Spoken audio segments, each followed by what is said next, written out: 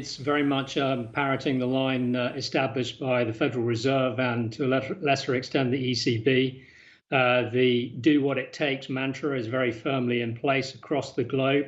That's definitely helped to stabilize the fixed income markets over the course of the last month, which is pretty positive. It remains to be seen what positive effects that will have on the broader economy. Yes, Stephen, and it does seem as though the BOJ and the fiscal side of town are hoping to work together in terms of the fiscal package in Japan will help dent any damage to growth as well. But the reality is this uncertainty around the lingering economic effects remain. I mean, do you think these steps, clearly they are necessary, but are they sufficient? That's a completely unknowable question, really. It's the extent to which economies are able to open, the speed with which they are able to open. Obviously, China has probably set the bar in terms of restarting the economies.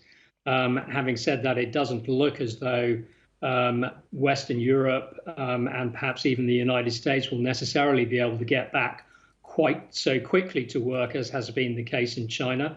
So expectations of a V-shaped recovery at the moment perhaps look a little bit on the optimistic side.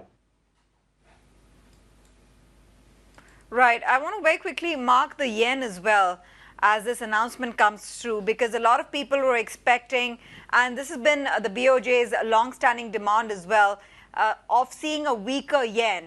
And given this big bazooka of a stimulus that the BOJ has announced, we haven't seen the needle move on the currency, on the Japanese currency versus the USD.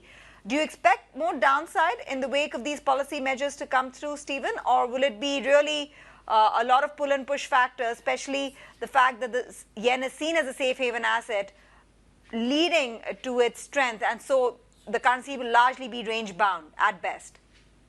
I think it's more likely to be the case of the latter. It's as much been a question about US dollar strength as anything else over the course of the last month or so. And I think having seen a big rise in the US dollar index over the course of the last month, I think that's probably going to stabilize where we are. But yeah, I think it's going to be range bound here on out. Expectations are that all central banks are moving in the same directions. They're going to be all adopting the same policies.